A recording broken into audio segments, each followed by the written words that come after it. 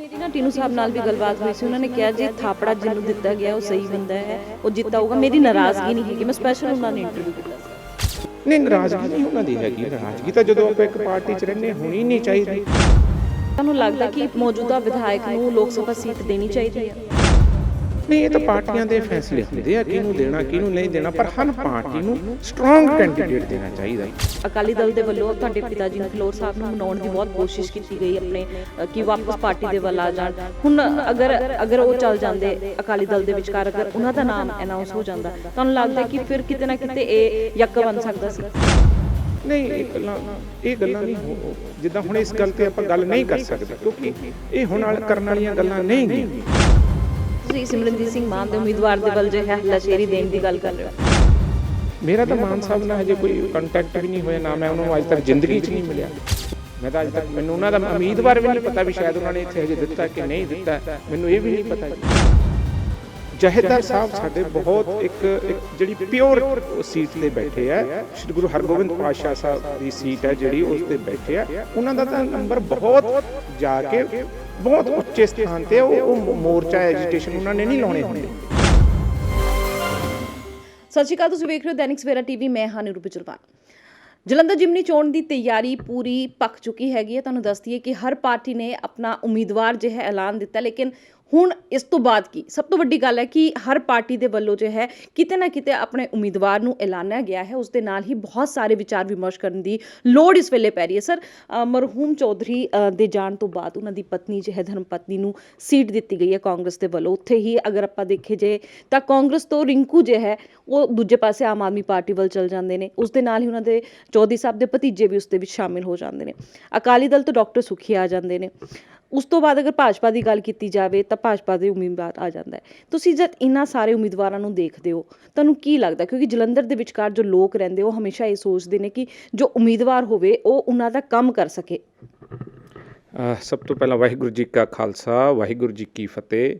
ਖਾਲਸਾ ਸਥਾਪਨਾ ਦਿਵਸ, ਵਿਸਾਖੀ ਅਤੇ ਅੰਬੇਡਕਰ ਸਾਹਿਬ ਦੇ ਜਨਮ ਦਿਨ ਦੀਆਂ ਅੱਜ ਦੇ ਦਿਹਾੜੇ ਦੀਆਂ ਸਭ ਸੰਗਤਾਂ ਨੂੰ ਬਹੁਤ ਵਧਾਈਆਂ, ਬਹੁਤ ਬਹੁਤ ਦਿਲੋਂ ਵਧਾਈਆਂ। ਜਿਹੜੀ ਤੁਸੀਂ ਗੱਲ ਕੀਤੀ ਹੈ ਕਿ ਬਿਲਕੁਲ ਇਲੈਕਸ਼ਨ ਦਾ ਸਮਾਂ ਚੱਲ ਰਿਹਾ, ਇਲੈਕਸ਼ਨ ਜਿਹੜੀ ਹੈ ਇਸ ਵੇਲੇ ਸ਼ੁਰੂ ਹੋ ਗਈ ਹੈ। ਸਾਰੀਆਂ ਪਾਰਟੀਜ਼ ਦੇ ਕੈਂਡੀਡੇਟਸ ਤਕਰੀਬਨ ਜੋ ਮੇਨ ਪਾਰਟੀਜ਼ ਹੈ ਉਹਨਾਂ ਦੇ ਗਰਾਊਂਡ ਦੇ ਵਿੱਚ ਆ ਗਏ ਆ, ਡਿਕਲੇਅਰ ਹੋ ਗਏ ਆ। ਜਿੱਥੇ ਸਾਰੀਆਂ ਪਾਰਟੀਆਂ ਨੇ ਆਪਣਾ ਆਪਣਾ ਕੈਂਡੀਡੇਟ ਦਿੱਤਾ, ਇਸ ਵਾਰੀ ਹਾਲਾਤ ਜਿਹੜੇ ਆ ਬੜੇ ਡਿਫਰੈਂਟ ਜਿਹੇ ਦੇਖਣ ਨੂੰ ਮਿਲ ਰਹੇ ਆ ਕਿ ਬੜਾ ਸਵੈਪਿੰਗ ਬੜੀ ਹੋ ਰਹੀ ਹੈ। ਕੋਈ ਇੱਧਰ ਜਾ ਰਿਹਾ, ਕੋਈ ਉੱਧਰ ਜਾ ਰਿਹਾ, ਪਰ ਹਜੇ ਕੋਈ ਪਾਰਟੀ ਆਪਣਾ ਕੋਈ ਏਜੰਡਾ ਨਹੀਂ ਦੇ ਸਕੀ ਕਿਸੇ ਨੇ ਵੀ ਕੀ ਏਜੰਡੇ 'ਤੇ ਅਸੀਂ ਇਲੈਕਸ਼ਨ ਲੜ ਰਹੇ ਹਾਂ। ਅਤੇ ਹੋ ਸਕਦਾ ਆਉਣ ਵਾਲੇ ਦਿਨਾਂ 'ਚ ਕੋਈ ਏਜੰਡਾ ਵੀ ਦੇਵੇ ਅਤੇ ਉਸ ਤੋਂ ਬਾਅਦ ਜਿਹੜਾ ਗੱਲ ਕੀਤੀ ਜਾ ਸਕਦੀ ਹੈ ਵੀ ਕੌਣ ਕਿੱਥੇ ਖੜ੍ਹਾ ਜਾਂ ਕਿਵੇਂ ਨਹੀਂ ਖੜ੍ਹਾ। ਪਰ ਜੇ ਮੈਂ ਪਾਰਟੀ ਜਿਹੜੀ ਪੰਜਾਬ ਦੀ ਮਾਂ ਪਾਰਟੀ ਹੈ, ਜਿਹੜੀ ਸਭ ਤੋਂ ਪੁਰਾਣੀ ਪੰਜਾਬ ਦੇ ਹੱਕਾਂ ਵਾਸਤੇ ਪੰਥ ਵਾਸਤੇ ਲੜਨ ਵਾਲੀ ਪਾਰਟੀ ਹੈ, ਸ਼੍ਰੋਮਣੀ ਅਕਾਲੀ ਦਲ, ਜਿਹਨੂੰ ਸ਼੍ਰੋਮਣੀ ਅਕਾਲੀ ਦਲ ਆਖਿਆ ਜਾਂਦਾ, ਬਹੁਤ ਪੁਰਾਣੀ ਪਾਰਟੀ ਹੈ ਅਤੇ ਅੱਜ ਕੱਲ੍ਹ ਉਹ ਹਾਈਜੈਕ ਹੋਈ ਹੈ, ਕਬਜ਼ੇ ਦੇ ਵਿੱਚ ਹੈ। ਅਤੇ ਉਹਨਾਂ ਦੇ ਉਮੀਦਵਾਰ ਦੀ ਗੱਲ ਕਰੀਏ ਤਾਂ ਉਹਨਾਂ ਨੇ ਵੀ ਉਮੀਦਵਾਰ ਦਿੱਤਾ ਜੋ ਇਸ ਚਾਹੇ ਲੋਕ ਸਭਾ ਹਲਕੇ ਦਾ ਨਹੀਂ ਗਾ, ਪਰ ਉਹਨਾਂ ਨੇ ਬਾਹਰੋਂ ਲਿਆ ਕੇ ਸ਼ਾਇਦ ਇੱਥੇ ਕੋਈ ਉਹਨਾਂ ਨੂੰ ਵਧੀਆ, ਮੈਨੂੰ ਲੱਗਦਾ ਕੋਈ ਇਸ ਲੋਕ ਸਭਾ ਹਲਕੇ ਦੇ ਵਿੱਚ ਜਾਂ ਜਲੰਧਰ ਦੇ ਵਿੱਚ ਕੋਈ ਉਮੀਦਵਾਰ ਨਹੀਂ ਮਿਲ ਸਕਿਆ ਅਤੇ ਉਹਨਾਂ ਨੇ ਬਾਹਰੋਂ ਫਿਰ ਜਿਹੜਾ ਦੂਜੇ ਜ਼ਿਲ੍ਹੇ ਤੋਂ ਬੈਗ ਬੋਰੋ ਸਟੀਲ ਜਿਹੜਾ ਆ ਉਹ ਕੀਤਾ ਆ ਅਤੇ ਉੱਥੇ ਗਠਬੰਧਨ ਦੇ ਵਿੱਚ ਇਹ ਲੜ ਰਹੇ ਆ। ਜਿੱਦਾਂ ਬਹੁਜਨ ਸਮਾਜ ਪਾਰਟੀ ਹੈ, ਸਾਹਿਬ ਕਾਂਸ਼ੀ ਨਾਮ ਨੇ ਫਾਊਂਡ ਕੀਤੀ ਸੀ, ਉਹਨਾਂ ਦੇ ਨਾਲ ਰਲ ਕੇ ਸ਼੍ਰੋਮਣੀ ਅਕਾਲੀ ਦਲ ਜਿਹੜਾ ਆ ਇਹ ਇਲੈਕਸ਼ਨ ਲੜ ਰਿਹਾ, ਜਿਹਦੇ ਕੈਂਡੀਡੇਟ ਆਪਣੇ ਸਾਰਿਆਂ ਦੇ ਸਾਹਮਣੇ ਹੈ ਅਤੇ ਜ਼ਿਲ੍ਹੇ ਤੋਂ ਬਾਹਰ ਦੇ ਹੈ। ਅਤੇ ਉਹਨਾਂ ਬਾਰੇ ਜੇ ਮੈਂ ਗੱਲ ਕਰਾਂ ਤਾਂ ਮੈਂ ਕੱਲ੍ਹ ਕਿ ਪਰਸੋਂ ਦੀ ਗੱਲ ਹੈ, ਮੈਂ ਆਪਣੇ ਪਿੰਡੋਂ ਨਿਕਲ ਰਿਹਾ ਸੀ ਤਾਂ ਮੇਰੇ ਨਾਲ ਇੱਕ ਛੋਟਾ ਜਿਹਾ ਪਿੰਡ ਹੈ ਮੇਰੇ ਪਿੰਡ ਦੇ ਨਾਲ, ਅਤੇ ਮੈਂ ਉੱਥੇ ਸਾਡੇ ਬਸਪਾ ਦੇ ਸਾਥੀ, ਕਿਉਂਕਿ ਸਾਡਾ ਪਰਮਾਤਮਾ ਦੀ ਕਿਰਪਾ ਨਾਲ ਬੜਾ ਲੰਬਾ ਵਿਚਰਨਾ ਹੁੰਦਾ, ਅਤੇ ਉਹ ਬਸਪਾ ਦੇ ਸਾਥੀ ਸਾਈਕਲ 'ਤੇ ਆ ਰਹੇ ਸੀ ਅਤੇ ਉਹਨਾਂ ਨੇ ਮੈਨੂੰ ਦੇਖ ਲਿਆ ਅਤੇ ਮੈਂ ਉਹਨਾਂ ਨੂੰ ਦੇਖ ਲਿਆ ਅਤੇ ਅਸੀਂ ਰੁਕ ਗਏ ਅਤੇ ਮੈਨੂੰ ਆਖਣ ਲੱਗੇ ਵੀ ਕੀ ਹਾਲ ਹੈ? ਮੈਂ ਕਿਹਾ ਜੀ ਠੀਕ ਹੈ। ਕਹਿੰਦੇ ਤੁਹਾਡੇ ਪ੍ਰਧਾਨ ਨੂੰ ਤਾਂ ਬਾਜੀ ਵੀ ਨਹੀਂ ਲਾਉਣੀ ਆਉਂਦੀ। ਮੈਂ ਕਿਹਾ ਤੁਸੀਂ ਕਿੱਧਰ ਚੱਲੇ? ਕਹਿੰਦੇ ਅਸੀਂ ਬਾਜੀ ਲਾਉਣ ਚੱਲੇ ਹਾਂ, ਜਿਹੜੀ ਪਿੰਡ 'ਚ ਤਾਸ਼ ਖੇਡਣੀ ਹੈ ਜੀ ਉਹਨੂੰ ਬਾਜੀ ਲਾਉਣਾ ਕਹਿੰਦੇ ਆ। ਅਤੇ ਮੈਂ ਕਿਹਾ ਉਹ ਕਿਵੇਂ? ਕਹਿੰਦੇ ਜੀ ਉਹ ਤਾਂ ਯੱਕੇ ਦਾ ਮੁਕਾਬਲਾ ਹੁਣ ਦੁੱਕੀ ਨਾਲ ਕਰੀ ਜਾਂਦਾ। ਮੈਂ ਕਿਹਾ ਮੈਂ ਸਮਝਿਆ ਨਹੀਂ ਤੁਹਾਡੀ ਗੱਲ। ਕਹਿੰਦੇ ਜੀ ਉਹ ਬਾਜੀ ਦੇ ਵਿੱਚ ਤੁਸੀਂ ਦੱਸੋ ਵੀ ਸਭ ਤੋਂ ਵੀਕ ਕੈਂਡੀਡੇਟ ਸਿੱਟ ਕੇ ਉਹ ਬਾਜੀ ਕਿਵੇਂ ਜਿੱਤ ਸਕਦਾ, ਉਹਨੇ ਤਾਂ ਦੁੱਕੀ ਸਿੱਟਤੀ ਆ। ਅਤੇ ਮੈਂ ਕਿਹਾ ਯਾਰ ਇੱਦਾਂ ਨਾ ਕਰੋ, ਤੁਹਾਡਾ ਤਾਂ ਸਮਝੌਤਾ। ਕਹਿੰਦਾ ਜੀ ਸਾਡੇ ਨਾਲ ਸਲਾਹ ਹੀ ਕਰ ਲੈਂਦੇ, ਸਾਡੇ ਕੋਲ ਤਾਂ 2 ਜੱਕੇ ਪਏ ਸੀ, ਸਾਡੇ ਕੋਲੇ 2 ਜੱਕੇ ਸੀ ਕਹਿੰਦਾ ਸਾਡੀ ਪਾਰਟੀ 'ਚ। ਇੱਕ ਆਮ ਜਿਹੜਾ ਥੱਲੇ ਦਾ ਜਿਹੜਾ ਕਾਰਿਆਕਰਤਾ ਜਿਹਨੂੰ ਆਪਾਂ ਕਹਿੰਦੇ ਸਿਪਾਹੀ ਹੈ ਬਹੁਜਨ ਸਮਾਜ ਪਾਰਟੀ ਦਾ, ਉਹ ਕਹਿੰਦਾ ਸਾਡੇ ਕੋਲੇ 2 ਜੱਕੇ ਸੀ, ਸਾਨੂੰ ਹੀ ਲੜਨ ਨੂੰ ਦੇ ਦਿੰਦਾ, ਅਸੀਂ ਲੜ ਲੈਂਦੇ। ਕਹਿੰਦਾ ਇਹ ਦੁੱਕੀ ਨਾਲ ਪਹਿਲਾਂ ਹੀ ਬਾਜੀ ਹਾਰ ਗਿਆ। ਸੋ ਦਮਨ ਜੀ ਇਹ 2 ਯੱਕੇ ਕਿਹੜੇ ਸੀਗੇ? ਨਹੀਂ ਉਹ ਤਾਂ ਹੁਣ ਉਹਨਾਂ ਨੂੰ ਪਤਾ ਹੋਏਗਾ, ਕੈਡਰ ਨੂੰ ਉਹਨਾਂ ਦੇ ਨੂੰ, ਮੈਨੂੰ ਨਹੀਂ ਪਤਾ, ਪਰ ਉਹਨਾਂ ਕੋਲੇ ਕਹਿੰਦੇ ਸਾਡੇ ਕੋਲੇ 2 ਜੱਕੇ ਸੀਗੇ। ਅਤੇ ਮੈਂ ਉਹਨੂੰ ਪੁੱਛਿਆ ਵੀ, ਮੈਂ ਕਿਹਾ ਯਾਰ ਤੂੰ ਪੁਰਾਣਾ ਸਾਥੀ ਹੈ, ਸਾਡਾ ਵੀ ਦੋਸਤ ਹੈ, ਤੇਰੇ ਕੋਲੇ ਕਿਹੜੇ 2 ਜੱਕੇ ਸੀ ਤੁਹਾਡੇ ਕੋਲ? ਕਹਿੰਦਾ ਜੀ ਇਹ ਤਾਂ ਬਾਜੀ ਹਾਰ ਗਿਆ ਤੁਹਾਡਾ ਪ੍ਰਧਾਨ, ਅਤੇ ਸਾਨੂੰ ਵੀ ਲੈ ਕੇ ਬਹਿ ਗਿਆ। ਮੈਂ ਕਿਹਾ ਯਾਰ ਕਮਾਲ ਦੀ ਗੱਲ ਆ। ਸੋ ਪਿੰਡਾਂ 'ਚ ਇੱਦਾਂ ਦੀਆਂ ਗੱਲਾਂ ਚੱਲ ਰਹੀਆਂ ਕੈਂਡੀਡੇਟ ਨੂੰ ਲੈ ਕੇ। ਸੋ ਮੇਰਾ ਤਾਂ ਇਹੀ ਸੀ ਐਨਾਲਿਸਿਸ ਵੀ ਇੱਥੇ ਜਿਵੇਂ ਸ਼੍ਰੀ ਪਵਨ ਕਮਾਟੀਨੂ ਜੀ ਨੇ, ਇੱਥੋਂ ਦੇ ਨੇਤਾ ਸੀਗੇ, ਉਹ ਬੜੇ ਸਟਰੋਂਗ ਸੀਗੇ। ਜੇ ਆਪਾਂ ਲੜਨਾ ਹੀ ਸੀ ਅਤੇ ਉਹਨਾਂ ਨੂੰ ਦੇ ਦਿੰਦੇ। ਸੋ ਮੇਰੀ ਨਾ ਟੀਨੂ ਸਾਹਿਬ ਨਾਲ ਵੀ ਗੱਲਬਾਤ ਹੋਈ ਸੀ, ਉਹਨਾਂ ਨੇ ਕਿਹਾ ਜੀ ਥਾਪੜਾ ਜਿਹਨੂੰ ਦਿੱਤਾ ਗਿਆ ਉਹ ਸਹੀ ਬੰਦਾ ਹੈ, ਉਹ ਜਿੱਤਾਊਗਾ। ਮੇਰੀ ਨਾਰਾਜ਼ਗੀ ਨਹੀਂ ਹੈਗੀ, ਮੈਂ ਸਪੈਸ਼ਲ ਉਹਨਾਂ ਨੇ ਇੰਟਰਵਿਊ ਕੀਤਾ ਸੀ। ਨਹੀਂ ਨਾਰਾਜ਼ਗੀ ਨਹੀਂ ਉਹਨਾਂ ਦੀ ਹੈਗੀ, ਨਾਰਾਜ਼ਗੀ ਤਾਂ ਜਦੋਂ ਆਪਾਂ ਇੱਕ ਪਾਰਟੀ 'ਚ ਰਹਿੰਦੇ ਹੋਣੀ ਨਹੀਂ ਚਾਹੀਦੀ, ਪਰ ਇਹ ਦੇਖਣਾ ਚਾਹੀਦਾ ਪਾਰਟੀ ਨੂੰ ਵੀ ਕੌਣ ਜ਼ਿਆਦਾ ਵੋਟ ਖਿੱਚਦਾ। ਹੁਣ ਇੱਥੋਂ ਜਿਹੜਾ ਬੰਦਾ ਆ ਜਿਹਨੂੰ ਪ੍ਰੋਜੈਕਟ ਕੀਤਾ ਜਾ ਰਿਹਾ, ਜਿਹਨੂੰ ਲੀਡਰ ਸਥਾਪਿਤ ਕੀਤਾ ਜਾ ਰਿਹਾ, ਉਹ ਇੱਥੋਂ ਦਾ ਰਹਿਣ ਵਾਲਾ, ਉਹਦਾ ਘਰ ਇੱਥੇ ਆ, ਉਹਦੀ ਕੌਂਸਟੀਟੂਐਂਸੀ ਇੱਥੇ ਹੈ, ਅਤੇ ਉਹ ਸਾਰਿਆਂ ਨੂੰ ਦਿਖਦਾ। ਉਹ ਤਾਂ ਫਾਰਮੂਲਾ ਕਿ ਉਹ ਜ਼ਿਆਦਾ ਵੋਟ ਖਿੱਚੇਗਾ। ਦਮਨ ਜਿੱਦਾਂ ਇੱਕ ਸਵਾਲ ਹੈ, ਤੁਹਾਨੂੰ ਲੱਗਦਾ ਕਿ ਮੌਜੂਦਾ ਵਿਧਾਇਕ ਨੂੰ ਲੋਕ ਸਭਾ ਸੀਟ ਦੇਣੀ ਚਾਹੀਦੀ ਹੈ? ਨਹੀਂ ਇਹ ਤਾਂ ਪਾਰਟੀਆਂ ਦੇ ਫੈਸਲੇ ਹੁੰਦੇ ਆ ਕਿਹਨੂੰ ਦੇਣਾ ਕਿਹਨੂੰ ਨਹੀਂ ਦੇਣਾ, ਪਰ ਹਰ ਪਾਰਟੀ ਨੂੰ ਸਟਰੋਂਗ ਕੈਂਡੀਡੇਟ ਦੇਣਾ ਚਾਹੀਦਾ। ਇੱਥੇ ਮੈਨੂੰ ਜੋ ਲੱਗਦਾ, ਕਿਉਂਕਿ ਦੇਖੋ ਸਾਡੀ ਮਾਂ ਪਾਰਟੀ ਆ ਅਕਾਲੀ ਦਲ। ਅਕਾਲੀ ਦਲ ਕਿਸੇ ਦੀ ਨਿੱਜੀ ਨਹੀਂ, ਨਾ ਮੇਰੀ ਨਿੱਜੀ ਹੈ, ਨਾ ਸੁਖਬੀਰ ਸਿੰਘ ਬਾਦਲ ਹੋਰਾਂ ਦੀ ਨਿੱਜੀ ਹੈ, ਨਾ ਕਿਸੇ ਹੋਰ ਲੀਡਰ ਦੀ ਨਿੱਜੀ ਹੈ। ਇਹ ਪੰਜਾਬ ਦੀ ਪਾਰਟੀ ਹੈ, ਪੰਜਾਬ ਦੇ ਲੋਕਾਂ ਦੀ, ਪੰਜਾਬ ਦੇ ਹੱਕਾਂ ਦੇ ਆਸਤੇ ਲੜਨ ਵਾਲੀ ਪਾਰਟੀ ਹੈ। ਇਹਨੂੰ ਕਮਜ਼ੋਰ ਨਹੀਂ ਕਰਨਾ ਚਾਹੀਦਾ। ਸੋ ਮੈਨੂੰ ਅੱਜ ਕੱਲ੍ਹ ਇਹੋ ਜਿਹੀ ਫੀਲਿੰਗ ਆ ਰਹੀ ਹੈ ਵੀ ਕਿਤੇ ਨਾ ਕਿਤੇ ਜਿਹੜੇ ਪਾਰਟੀ ਦੇ ਪ੍ਰਧਾਨ ਨੇ ਉਹ ਕਿਸੇ ਦਬਾਅ 'ਚ ਆ ਕੇ, ਪ੍ਰੈਸ਼ਰ 'ਚ ਆ ਕੇ, ਜਾਂ ਤਾਂ ਕੋਈ ਪੰਥ ਵਿਰੋਧੀ ਤਾਕਤਾਂ ਉਹਨਾਂ ਦਾ ਪ੍ਰੈਸ਼ਰ ਹੈ, ਜਾਂ ਪੰਜਾਬ ਵਿਰੋਧੀ ਤਾਕਤਾਂ, ਜਾਂ ਕੋਈ ਡਰ ਆ ਮਨ ਦੇ ਵਿੱਚ, ਕਈ ਵਾਰੀ ਕੋਈ ਏਜੰਸੀਆਂ ਦਾ ਡਰ ਹੁੰਦਾ, ਉਹ ਡਰ ਦੇ ਮੁਤਾਬਕ ਆ ਕੇ ਅਕਾਲੀ ਦਲ ਨੂੰ ਕਮਜ਼ੋਰ ਕੀਤਾ ਜਾ ਰਿਹਾ, ਤਾਂ ਕਿ ਦੂਜੀਆਂ ਪਾਰਟੀਆਂ ਜਿਹੜੀਆਂ ਐਂਟੀ ਪੰਜਾਬ ਨੇ ਜਾਂ ਦਿੱਲੀ ਦੀ ਸੋਚ ਵਾਲੀਆਂ ਪਾਰਟੀਆਂ ਆ, ਉਹਨਾਂ ਨੂੰ ਇੱਥੇ ਤਕੜਾ ਕੀਤਾ ਜਾਵੇ, ਉਹਨਾਂ ਨੂੰ ਪ੍ਰਫੁੱਲਿਤ ਕੀਤਾ ਜਾਵੇ। ਉਹ ਡਰ ਦੇ ਨਾਲ ਵੀਕ ਕੈਂਡੀਡੇਟ ਲੈ ਕੇ ਆਏ ਆ।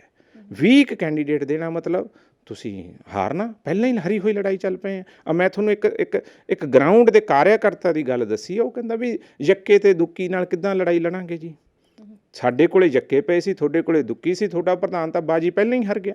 ਦਮਨ ਜੀ ਇੱਥੇ ਇੱਕ ਹੋਰ ਗੱਲ ਹੈ ਨਾ, ਸਾਨੂੰ ਢੀਂਡਸਾ ਸਾਹਿਬ ਨੇ ਵੀ ਦੱਸਿਆ ਸੀ ਕਿਤੇ ਨਾ ਕਿਤੇ ਅਕਾਲੀ ਦਲ ਦੇ ਵੱਲੋਂ ਤੁਹਾਡੇ ਪਿਤਾ ਜੀ ਨੂੰ, ਫਿਲੌਰ ਸਾਹਿਬ ਨੂੰ ਮਨਾਉਣ ਦੀ ਬਹੁਤ ਕੋਸ਼ਿਸ਼ ਕੀਤੀ ਗਈ ਆਪਣੇ, ਕਿ ਵਾਪਸ ਪਾਰਟੀ ਦੇ ਵੱਲ ਆ ਜਾਣ। ਹੁਣ ਅਗਰ ਉਹ ਚੱਲ ਜਾਂਦੇ ਅਕਾਲੀ ਦਲ ਦੇ ਵਿਚਕਾਰ, ਅਗਰ ਉਹਨਾਂ ਦਾ ਨਾਮ ਅਨਾਊਂਸ ਹੋ ਜਾਂਦਾ, ਤੁਹਾਨੂੰ ਲੱਗਦਾ ਕਿ ਫਿਰ ਕਿਤੇ ਨਾ ਕਿਤੇ ਇਹ ਯੱਕ ਬਣ ਸਕਦਾ ਸੀ? ਨਹੀਂ ਇਹ ਗੱਲਾਂ ਨਹੀਂ ਜਿੱਦਾਂ ਹੁਣ ਇਸ ਗੱਲ 'ਤੇ ਆਪਾਂ ਗੱਲ ਨਹੀਂ ਕਰ ਸਕਦੇ, ਕਿਉਂਕਿ ਇਹ ਹੁਣ ਕਰਨ ਵਾਲੀਆਂ ਗੱਲਾਂ ਨਹੀਂ ਗੀਆਂ। ਇਹ ਪਾਰਟੀ ਦੀ ਕੋਰ ਕਮੇਟੀ ਨੇ ਪਾਰਟੀ ਪ੍ਰਧਾਨ ਨੂੰ ਫੈਸਲਾ ਕਰਨ ਨੂੰ ਆਖਤਾ। ਹੁਣ ਪਾਰਟੀ ਪ੍ਰਧਾਨ ਨੇ ਦੇਖਣਾ ਸੀ। ਮੈਂ ਤਾਂ ਇਦੋਂ ਪਿੱਛੇ ਥੋੜ੍ਹਾ ਜਿਹਾ ਜਾਂਦੇ ਹਾਂ, 5-7-10 ਦਿਨ 15 ਦਿਨ ਸ਼ਾਇਦ, ਮੈਂ ਤਾਂ ਸਾਰੇ ਅਕਾਲੀ ਦਲਾਂ ਨੂੰ ਕਿਹਾ ਸੀ, ਸਾਰਿਆਂ ਨੂੰ ਓਪਨ ਲੈਟਰ ਲਿਖੀ ਸੀ, ਸਾਰਿਆਂ ਅਕਾਲੀ ਦਲਾਂ ਨੂੰ, ਵੀ ਇਸ ਵੇਲੇ ਪੰਜਾਬ ਦੇ ਉੱਤੇ, ਪੰਥ ਦੇ ਉੱਤੇ ਭਾਰੀ ਸਮਾਂ ਹੈ। ਇਸ ਵੇਲੇ ਕੋਈ ਇਕੱਠੇ ਹੋ ਕੇ ਇੱਕ ਸ਼ਕਤੀ ਦਿਖਾਈਏ ਜਿਹਦੇ ਨਾਲ ਇੱਕ ਇਕੱਠਾ ਉਮੀਦਵਾਰ ਦੇ ਦਿਓ, ਚਾਹੇ ਸਾਂਝਾ ਉਮੀਦਵਾਰ ਦੇ ਦੇਣਾ ਚਾਹੀਦਾ ਸੀ ਸਾਰੀਆਂ ਪੰਥਕ ਧਿਰਾਂ ਨੂੰ, ਸਾਰੇ ਅਕਾਲੀ ਦਲਾਂ ਨੂੰ। ਆਪਦੀ ਜਿਹੜੀ ਸੈਲਫਿਸ਼ ਇੰਟਰਸਟ ਨੇ, ਮੈਂ ਵੱਡਾ ਮੈਂ ਛੋਟਾ ਛੱਡ ਕੇ ਪੰਜਾਬ ਦੇ ਹਿੱਤ, ਪੰਥ ਦੇ ਹਿੱਤਾਂ ਨੂੰ ਮੁੱਖ ਰੱਖਦੇ ਹੋਏ ਜਿਹੜਾ ਆ ਉਹ ਕੈਂਡੀਡੇਟ ਦੇਣਾ ਚਾਹੀਦਾ ਸੀ।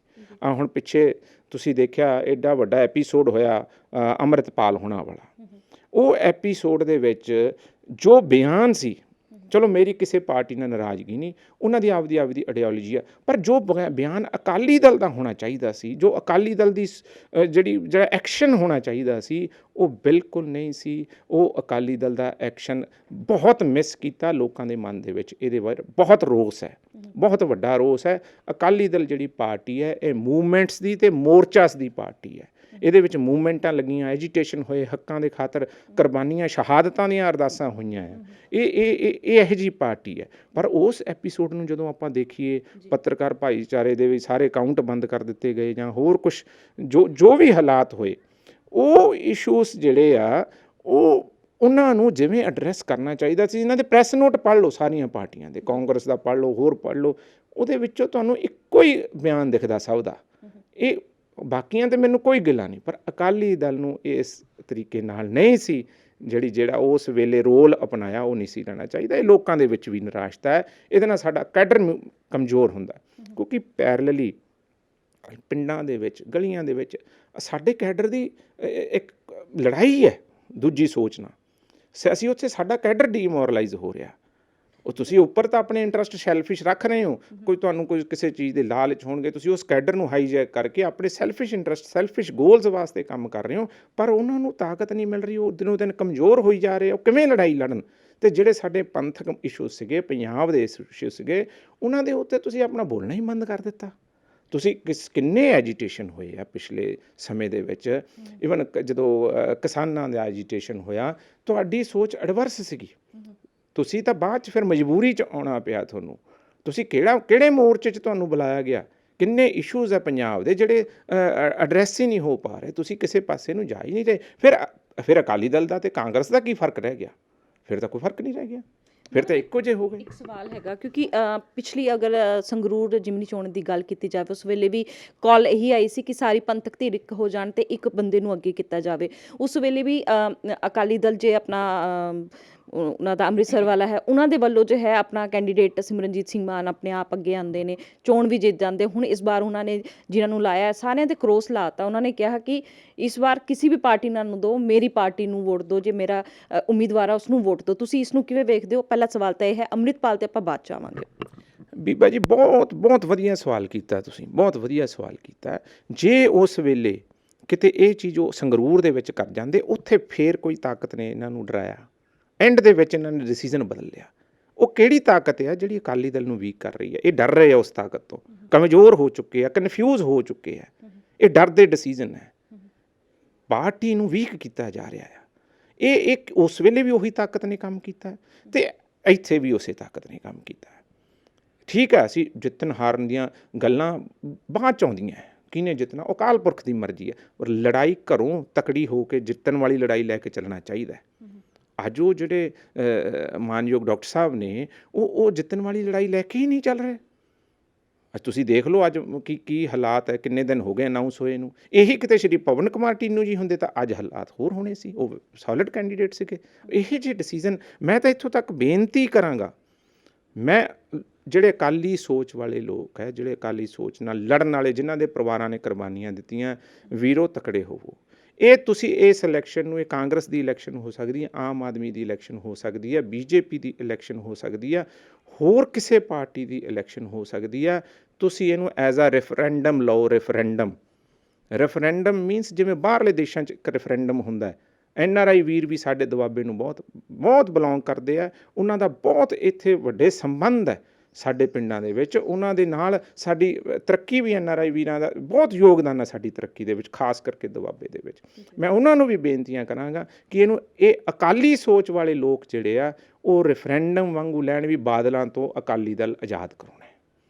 ਇਹ ਰੈਫਰੈਂਡਮ, ਜੇ ਤੁਸੀਂ ਇਸ ਰੈਫਰੈਂਡਮ ਦੇ ਨਾਲ ਇਹਨੂੰ ਇਲੈਕਸ਼ਨ ਨਾ ਲਓ, ਕਿਉਂਕਿ ਜਿੱਤਣਾ ਤਾਂ ਹੈ ਹੀ ਨਹੀਂ, ਫਿਰ ਇਹਨੂੰ ਇੱਦਾਂ ਹੀ ਲੈ ਲਓ। ਜਿੰਨੀ ਘੱਟ ਵੋਟ ਇਹਨਾਂ ਦੇ ਕੈਂਡੀਡੇਟ ਨੂੰ ਪਏਗੀ, ਇਹ ਸੰਗਰੂਰ ਵਾਲਾ ਰੈਫਰੈਂਡਮ ਹਾਰ ਚੁੱਕੇ ਆ, ਇੱਥੇ ਰੈਫਰੈਂਡਮ ਇਹ ਦੁਬਾਰਾ ਹਾਰ ਗਏ ਤਾਂ ਅਕਾਲੀ ਦਲ ਆਜ਼ਾਦੀ ਦੀ ਤਰਫ ਆ ਜਾਏਗਾ। ਅਕਾਲੀ ਦਲ ਦੁਬਾਰਾ ਪੰਥ ਦੇ ਇਸ਼ੂਆਂ 'ਤੇ, ਪੰਜਾਬ ਦੇ ਇਸ਼ੂਆਂ 'ਤੇ ਖੜਾ ਹੋ ਜਾਏਗਾ। ਇਹ ਮੇਰੀ ਬੇਨਤੀ ਹੈ ਅਕਾਲੀ ਦਲ ਦੇ ਇੱਕ ਵਰਕਰ ਨੂੰ, ਜਿਹੜਾ ਗਰਾਊਂਡ 'ਤੇ ਬੈਠਾ, ਜਿਹੜਾ ਲੜਾਈ ਲੜ ਰਿਹਾ। ਵੀਰੋ, ਆਪਾਂ ਪੰਥਕ ਇਸ਼ੂਜ਼ 'ਤੇ ਆਪਣੀ ਪੱਗ ਢੱਠੀ ਹੋਈ ਹੈ। ਹੁਣ ਉਹਨੂੰ ਬਚਾਉਣ ਲਈ ਇਹਨਾਂ ਨੂੰ ਲਾਂਭੇ ਕਰਨਾ ਪਊਗਾ। ਤੁਸੀਂ ਇਹਨੂੰ ਇਲੈਕਸ਼ਨ ਨਹੀਂ, ਇਹਨੂੰ ਰੈਫਰੈਂਡਮ ਲੈਣਾ। ਰੈਫਰੈਂਡਮ ਇਹਨਾਂ ਦੇ ਅਗੇਂਸਟ ਰੈਫਰੈਂਡਮ ਲੈਣਾ ਵੀ ਬਾਦਲਾਂ ਨੂੰ ਵੋਟ ਨਹੀਂ ਪੈਣ ਦੇਣੀ। ਕੋਈ ਵੀ ਪੰਥਕ ਬੰਦਾ ਜਾਂ ਹੋਰ ਕੋਈ ਆ, ਉਹਨੂੰ ਪਾ ਦਿਓ, ਕੋਈ ਫਰਕ ਨਹੀਂ ਪੈਂਦਾ। ਇੱਕ ਵਾਰੀ ਇਸ ਰੈਫਰੈਂਡਮ ਨਾਲ ਇਹਨਾਂ ਨੂੰ ਜਿਹੜਾ ਆ ਅਕਾਲੀ ਦਲ ਨੂੰ ਆਜ਼ਾਦ ਕਰਵਾਇਆ ਜਾਵੇ। ਜੀ, ਯਾਨੀ ਕਿ ਤੁਸੀਂ ਸਿਮਰਨਜੀਤ ਸਿੰਘ ਮਾਨ ਦੇ ਉਮੀਦਵਾਰ ਦੇ ਵੱਲ ਜੋ ਹੈ ਹੱਲਾਸ਼ੇਰੀ ਦੇਣ ਦੀ ਗੱਲ ਕਰ ਰਹੇ ਹੋ। ਮੇਰਾ ਤਾਂ ਮਾਨ ਸਾਹਿਬ ਨਾਲ ਹਜੇ ਕੋਈ ਕੰਟੈਕਟ ਵੀ ਨਹੀਂ ਹੋਇਆ, ਨਾ ਮੈਂ ਉਹਨਾਂ ਨੂੰ ਅੱਜ ਤੱਕ ਜ਼ਿੰਦਗੀ 'ਚ ਨਹੀਂ ਮਿਲਿਆ। ਮੈਂ ਤਾਂ ਅੱਜ ਤੱਕ, ਮੈਨੂੰ ਉਹਨਾਂ ਦਾ ਉਮੀਦਵਾਰ ਵੀ ਨਹੀਂ ਪਤਾ ਵੀ ਸ਼ਾਇਦ ਉਹਨਾਂ ਨੇ ਇੱਥੇ ਹਜੇ ਦਿੱਤਾ ਕਿ ਨਹੀਂ ਦਿੱਤਾ, ਮੈਨੂੰ ਇਹ ਵੀ ਨਹੀਂ ਪਤਾ ਜੀ। ਪਰ ਮੇਰਾ ਮਕਸਦ ਆ ਵੀ ਮੇਰੀ ਉਹ ਜਿਹੜੀ ਪਾਰਟੀ ਹੈ, ਜਿਹੜੀ ਪਿੰਡ 'ਚ ਬੈਠੇ ਪੁਰਾਣੇ ਬਜ਼ੁਰਗਾਂ ਦੀ ਪਾਰਟੀ ਹੈ, ਉਹ ਪਾਰਟੀ ਦੁਬਾਰਾ ਰਿਵਾਈਵ ਹੋਵੇ ਅਤੇ ਪੰਜਾਬ ਦੀ ਅਤੇ ਪੰਥ ਦੀ ਲੜਾਈ ਲੜੇ। ਹੋਰ ਕਿਸੇ ਨੇ ਲੜਨੀ ਨਹੀਂ, ਕਿਉਂਕਿ ਸਾਰਿਆਂ ਦਾ ਏਜੰਡਾ ਨੈਸ਼ਨਲ ਹੈ। ਜੇ ਕਿਸੇ ਦਾ ਏਜੰਡਾ ਪੰਜਾਬ ਵਾਸਤੇ ਹੈ ਜਾਂ ਪੰਥ ਵਾਸਤੇ ਹੈ ਜਾਂ ਪੰਜਾਬੀ ਬੋਲੀ ਵਾਸਤੇ ਹੈ, ਪੰਜਾਬੀਆਂ ਵਾਸਤੇ ਹੈ, ਉਹ ਇਕੱਲੀ ਪਾਰਟੀ ਅਕਾਲੀ ਦਲ ਹੈ ਅਤੇ ਉਹ ਅੱਜ ਬਹੁਤ ਕਮਜ਼ੋਰ ਹੋ ਚੁੱਕੀ ਹੈ। ਮੇਰਾ ਏਜੰਡਾ ਇੰਨਾ ਹੀ ਆ ਵੀ ਉਹਨੂੰ ਤਕੜੇ ਕਰਨਾ। ਉਹਨੂੰ ਤਕੜੇ ਕਰਨ ਲਈ ਕੀ ਵਰਤਣਾ ਚਾਹੀਦਾ, ਕਿਹੜੇ ਹਥਿਆਰ ਵਰਤਣੇ ਚਾਹੀਦੇ ਆ, ਕਿਹੜੀਆਂ ਮੂਵਮੈਂਟਸ ਖੜੀਆਂ ਕਰਨੀਆਂ ਚਾਹੀਦੀਆਂ, ਕਿਹੜੇ ਮੋਰਚੇ ਲਾਉਣੇ ਚਾਹੀਦੇ ਆ, ਕਿਹੜੇ ਇਸ਼ੂਜ਼ ਨੇ, ਉਹ ਆਪਾਂ ਸਾਰੇ ਜਾਣਦੇ ਹਾਂ। ਕਿੱਥੇ ਕਿੰਨੇ ਵੱਡੇ ਵੱਡੇ ਇਸ਼ੂਜ਼ ਆ ਜਿਹੜੇ ਸਾਡੇ ਹਜੇ ਸੋਲਵ ਹੀ ਨਹੀਂ ਹੋਏ। ਅਸੀਂ ਖੁਦ ਤਾਕਤਾਂ ਦੇ ਵਿੱਚ ਰਹਿ ਕੇ ਸਾਰੇ ਇਸ਼ੂ ਛੱਡਤੇ, ਉਹ ਉੱਥੇ ਹੀ ਖੜੇ ਨੇ, ਕੋਈ ਇਸ਼ੂ ਨਹੀਂ ਸਾਡਾ ਸੋਲਵ ਹੋਇਆ। ਉਹਨਾਂ ਉਸ ਤੋਂ ਬਾਅਦ ਵੀ ਅਸੀਂ ਉੱਧਰ ਨੂੰ ਨਹੀਂ ਚੱਲੇ, ਸਗੋਂ ਲੋਕਾਂ ਨੇ ਸਾਨੂੰ ਨਕਾਰਤਾ ਵੀ ਤੁਸੀਂ ਸਾਡੇ ਕਿਸੇ ਮੋਰਚੇ 'ਤੇ ਆਇਓ, ਕਿਉਂ? ਸਾਡੇ 'ਤੇ ਵਿਸ਼ਵਾਸ ਕਰਨਾ ਹਟ ਗਏ। ਸੋ ਇਹਨਾਂ ਕੰਡੀਸ਼ਨਸ ਦੇ ਵਿੱਚ ਹਜੇ ਵੀ ਟਾਈਮ ਹੈ। ਮੈਂ ਤਾਂ ਇੱਥੇ ਵੀ ਕਹੂੰਗਾ, ਮੈਨੂੰ ਹੁਣ ਘੁਸਰ ਪੁਸਰ ਦਿਖ ਰਹੀ ਹੈ ਜਲੰਧਰ ਦੇ ਵਿੱਚ, ਮੈਨੂੰ ਲੱਗਦਾ ਇਹਨਾਂ ਨੇ ਉਮੀਦਵਾਰ ਬਦਲ ਦੇਣਾ ਹੈ। ਮੈਂ ਤੁਹਾਨੂੰ ਗਰੰਟੀ ਦਿੰਦਾ, ਇਹ ਸੁੱਖੀ ਜੀ ਨੂੰ ਉਮੀਦਵਾਰ ਬਦਲਣਗੇ 5-4 ਦਿਨ 'ਚ, ਹੋ ਸਕਦਾ ਜਦੋਂ ਤੱਕ ਕਾਗਜ਼ ਨਹੀਂ ਭਰੇ ਜਾਂਦੇ। ਇਹ ਖੁਸਰ ਪੁਸਰ ਅਕਾਲੀ ਦਲ ਦੇ ਵੱਡੀ ਕੋਰ ਕਮੇਟੀ ਦੇ ਵਿੱਚ ਵੀ ਚੱਲ ਪਈ ਹੈ, ਆਲੇ ਦੁਆਲੇ ਵੀ ਚੱਲ ਪਈ ਹੈ ਵੀ ਆਪਾਂ ਹਰੀਓਂ ਲੜਾਈ ਲੈ ਕੇ ਚੱਲੇ, ਇਹਨੂੰ ਬਦਲ ਲਓ। ਹੋ ਸਕਦਾ ਮੈਨੂੰ ਇਹ ਬਦਲਿਆ ਜਾਵੇ 1-2 ਦਿਨ 'ਚ, ਸ਼ਾਇਦ ਪਵਨ ਕੁਮਾਰ ਟੀਨੂ ਜੀ ਨੂੰ ਦੁਬਾਰਾ ਸੀਟ ਮਿਲੇ। ਯਾਨੀ ਕਿ ਕਿਤੇ ਨਾ ਕਿਤੇ ਜੋ ਟੀਨੂ ਦਾ ਨਾਮ ਬਹੁਤ ਚਰਚਾ ਦੇ ਵਿਚਕਾਰ ਸੀ, ਉਹ ਇੱਕ ਵਾਰ ਫਿਰ ਜੋ ਹੈ ਆ ਸਕਦਾ ਤੇ ਲੱਗ ਸਕਦਾ ਕਿ ਡਾਕਟਰ ਸੁਖੀ ਨੂੰ ਸਾਈਡ ਕਰਕੇ ਜੋ ਹੈ ਪਵਨ ਕੁਮਾਰ ਟੀਨੂ ਨੂੰ ਅਗਰ ਦਿੰਦੇ ਨੇ, ਤੁਹਾਨੂੰ ਲੱਗਦਾ ਫਿਰ ਯੱਕਾ ਆ ਜਾਓ? ਨਹੀਂ, ਮੈਨੂੰ ਲੱਗਦਾ ਕਿ ਉਹ ਇਦੋਂ ਵੱਡੀ ਲੜਾਈ ਦੇਣਗੇ, ਇਦੋਂ ਵੱਡੀ ਲੜਾਈ ਦੇਣਗੇ। ਯੱਕਾ ਤਾਂ ਮੈਨੂੰ ਨਹੀਂ ਪਤਾ ਹੁਣ ਬਸਪਾ ਵਾਲਿਆਂ ਕੋਲ ਕਿਹੜੇ 2 ਯੱਕੇ ਹੈ, ਉਹ ਯੱਕੇ ਉਹਨਾਂ ਨੂੰ ਪਤਾ ਹੈ। ਮੈਂ ਉਹਨਾਂ ਨੂੰ ਪੁੱਛਿਆ ਨਹੀਂ, ਮੈਂ ਆਪਣੇ ਭਰਾਵਾਂ ਨੂੰ। ਸਰ, ਤੁਸੀਂ ਪੰਥਕ ਉਸ ਦੀ ਗੱਲ ਕਰ ਰਹੇ ਸੀ, ਸੋਚ ਦੀ ਗੱਲ ਕਰ ਰਹੇ ਸੀ, ਮੁੱਦੇ ਦੀ ਗੱਲ ਕਰ ਰਹੇ ਸੀ, ਅੰਮ੍ਰਿਤਪਾਲ ਦੀ ਗੱਲ ਕਰ ਰਹੇ, ਕਿਉਂਕਿ ਤੁਸੀਂ ਕਿਹਾ ਕਿ ਅੰਮ੍ਰਿਤਪਾਲ ਦੇ ਇਸ਼ੂ ਦੇ ਉੱਤੇ ਅਕਾਲੀ ਦਲ ਖੁੱਲ੍ਹ ਕੇ ਨਹੀਂ ਬੋਲੇ, ਲੇਕਿਨ ਜਥੇਦਾਰ ਨੇ 2 ਵਾਰ ਬਿਆਨ ਦਿੱਤਾ ਅਤੇ ਕਿਹਾ ਕਿ ਅੰਮ੍ਰਿਤਪਾਲ ਨੇ ਜੇ ਸਹਿਯੋਗ ਦੇਵੇ, ਆਪਣੀ ਜੋ ਹੈ ਗ੍ਰਿਫਤਾਰੀ ਦੇ ਦੇਵੇ, ਸਰੈਂਡਰ ਕਰ ਦੇਵੇ ਅਤੇ ਜੋ ਵੀ ਮਤਲਬ ਉਸ ਦੇ ਖਿਲਾਫ ਮਾਮਲਾ ਹੈ ਉਸ ਦੇ ਉੱਤੇ ਪੂਰੀ ਉਹ ਕੀਤੀ ਜਾਵੇ। ਤੁਸੀਂ ਇਸ ਚੀਜ਼ ਨੂੰ ਕਿਵੇਂ ਵੇਖਦੇ ਹੋ? ਅੱਜ ਜਦ ਇੰਨਾ ਵੱਡਾ ਸਾਰੇ ਗੁਰਦੁਆਰਿਆਂ ਦੇ ਵਿੱਚ ਵਿਸਾਖੀ ਪ੍ਰੋਗਰਾਮ ਚੱਲ ਰਿਹਾ, ਉਸ ਦੇ ਵਿਚਕਾਰ ਵੀ ਜਥੇਦਾਰ ਜੀ ਨੇ ਕਿਹਾ ਕਿ ਤੁਸੀਂ ਘਬਰਾਓ ਨਾ, ਤੁਸੀਂ ਡਰ ਕਿ ਨਾ ਆਓ, ਇੱਥੇ ਹਥਿਆਰ ਲੈ ਕੇ ਆਓ, ਇਹ ਤਲਾਸ਼ੀ ਜਿਹਾ ਅਭਿਆਨ ਜਿਹਾ ਚੱਲ ਰਿਹਾ ਹੈ। ਇਸ ਨੂੰ ਕਿਵੇਂ ਵੇਖਦੇ ਹੋ? ਬੀਬਾ ਜੀ, ਤੁਸੀਂ ਬਹੁਤ ਅਗਲਾ ਇਹ ਵੀ ਸਵਾਲ ਬਹੁਤ ਵਧੀਆ ਕੀਤਾ।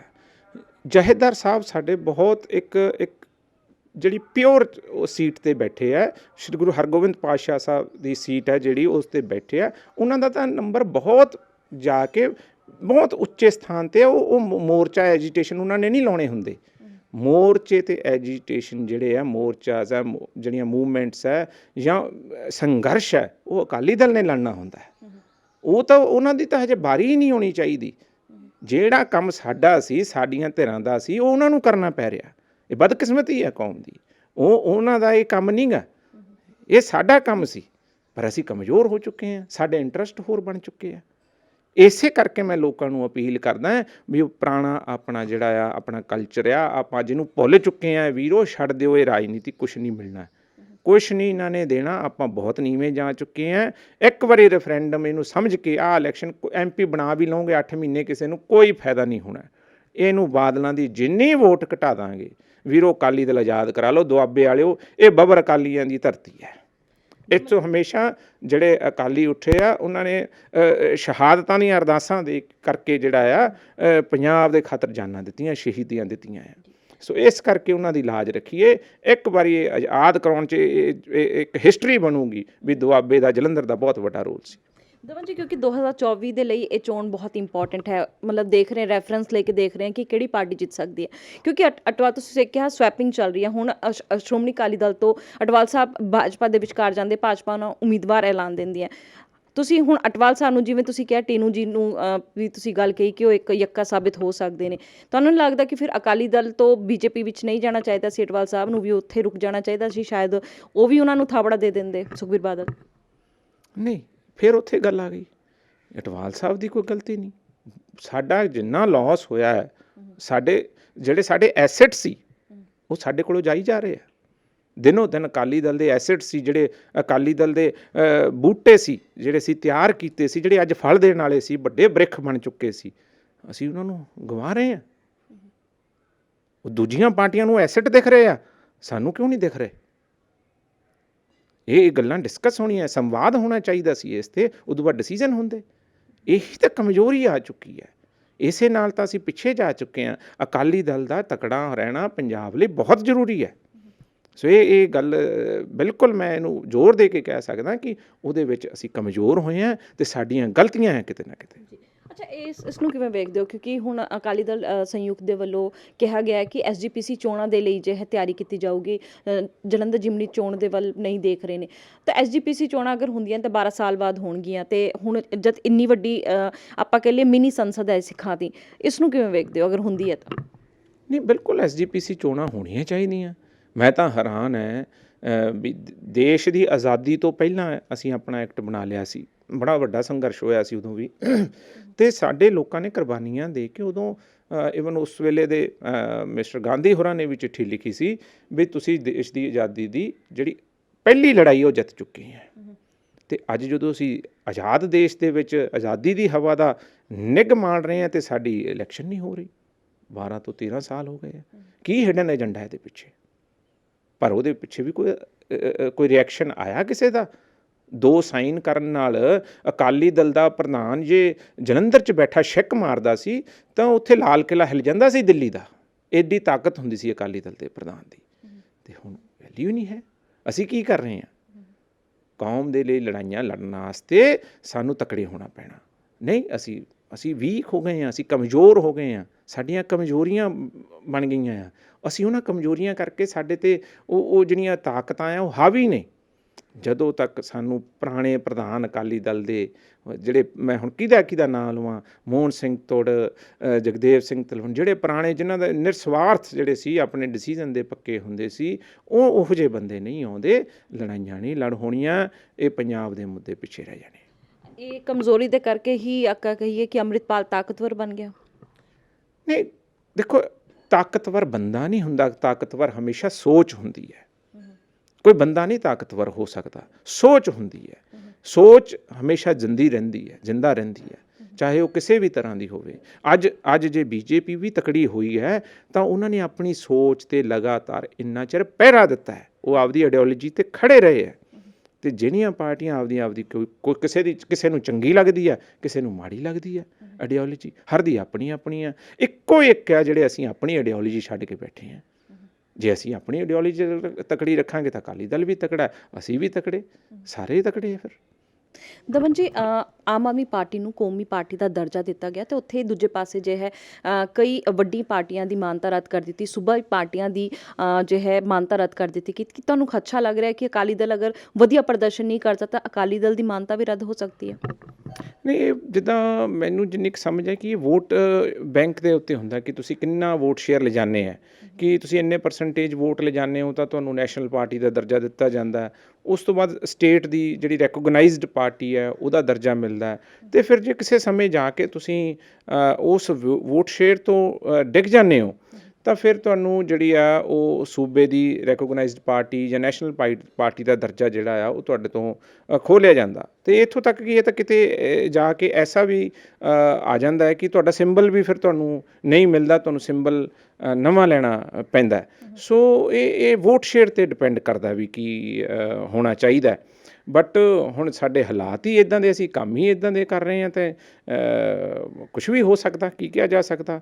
ਪਰ ਮੈਂ ਤਾਂ ਜਿਵੇਂ ਪਹਿਲਾਂ ਕਿਹਾ ਵੀ ਮੈਂ ਅਪੀਲ ਇਹ ਕਰਦਾ ਵੀ ਇਹਨੂੰ ਰੈਫਰੈਂਡਮ ਲੈਣਾ ਚਾਹੀਦਾ ਵੀ ਇਸ ਵਾਰੀ ਕੋਈ MP ਬਣਾ ਕੇ ਕੋਈ ਫਾਇਦਾ ਨਹੀਂ ਨਾ, 8 ਮਹੀਨੇ 'ਚ ਕੋਈ ਹਜੇ ਕੋਈ ਐਡਾ ਕੋਈ ਕੰਮ ਹੋਣਾ। ਫਿਰ ਅਗਲੀ ਵਾਰ ਇਲੈਕਸ਼ਨ ਹੈ, ਜਨਰਲ ਇਲੈਕਸ਼ਨ, ਵੱਡੀ ਇਲੈਕਸ਼ਨ ਹੈ, ਸਾਰੇ ਦੇਸ਼ ਦੀ ਇਲੈਕਸ਼ਨ ਹੈ, ਉਹਦੇ ਵਿੱਚ ਆਪਾਂ ਦੇਖਾਂਗੇ ਕਿਹਨੂੰ ਬਣਾਉਣਾ ਜਾਂ ਕਿਹਨੂੰ ਨਹੀਂ ਬਣਾਉਣਾ। ਹਜੇ ਇੱਕ ਵਾਰੀ ਜਿਹੜਾ ਕਬਜ਼ਾ ਕਰਕੇ ਬੈਠੇ ਆ ਸਾਡੇ ਅਕਾਲੀ ਦਲ 'ਤੇ, ਜਿਹੜੀ ਕਿ ਲੋਕਾਂ ਦੀ ਪਾਰਟੀ ਹੈ, ਕਿਸਾਨਾਂ ਦੀ ਪਾਰਟੀ ਹੈ, ਮਜ਼ਦੂਰਾਂ ਦੀ ਪਾਰਟੀ ਹੈ, ਪੰਜਾਬ ਦੀ ਪਾਰਟੀ ਹੈ, ਪੰਥ ਦੀ ਪਾਰਟੀ ਹੈ, ਉਹਨੂੰ ਪਹਿਲਾਂ ਆਜ਼ਾਦ ਕਰਵਾ ਲਈਏ ਜੀ। ਤਾਂ ਤੁਹਾਨੂੰ ਦੱਸ ਦਈਏ ਕਿ ਦਮਨਵੀਰ ਜੀ ਦਾ ਕਹਿਣਾ ਹੈ ਕਿ ਕਿਤੇ ਨਾ ਕਿਤੇ ਅਕਾਲੀ ਦਲ ਨੂੰ ਰਿਵਾਈਵ ਕਰਨ ਦੀ ਲੋੜ ਹੈ ਅਤੇ ਇੱਕ ਪਰਿਵਾਰ ਤੋਂ ਮੁਕਤ ਹੋਣ ਦੀ ਲੋੜ ਹੈ ਤਾਂ ਜੋ ਤਗੜੀ ਹੋ ਸਕੇ। ਲੇਕਿਨ ਸਭ ਤੋਂ ਵੱਡੀ ਗੱਲ ਹੈ, 8 ਮਹੀਨਿਆਂ ਲਈ ਇਹ ਕਹਿ ਰਹੇ ਨੇ ਕਿ MP ਬਣਾਉਣ ਦਾ ਕੋਈ ਫਾਇਦਾ ਨਹੀਂ, ਦੂਰਦੇਸ਼ੀ ਜੋ ਹੈ ਸੋਚ ਲੈ ਕੇ ਜਾਂ ਫਿਰ ਆਪਾਂ ਦਿਸ਼ਾ ਲੈ ਕੇ ਕੰਮ ਕਰਨਾ ਚਾਹੀਦਾ। ਅਤੇ ਇਹਨਾਂ ਨੇ ਕਿਹਾ ਜੋ ਅਕਾਲੀ ਦਲ ਹੈ, ਜੋ ਪੁਰਾਣਾ ਅਕਾਲੀ ਦਲ ਸੀ, ਉਹ ਕਿਸਾਨਾਂ ਦੀ, ਮਜ਼ਦੂਰਾਂ ਦੀ ਪਾਰਟੀ ਸੀ, ਹੱਕਾਂ ਦੀ ਲੜਾਈ ਲੜਨ ਵਾਲੀ ਪਾਰਟੀ ਸੀ, ਉਹ ਅੱਜ ਜੋ ਹੈ ਖੋਂਦੀ ਹੋਈ ਨਜ਼ਰ ਆ ਰਹੀ ਹੈ। ਕੈਮਰਾਮੈਨ ਸੁਮਿਤ ਦੇ ਨਾਲ ਨੀਰੂ ਬਿਜਲਵਾਨ, ਦੈਨਿਕ ਸਵੇਰਾ TV।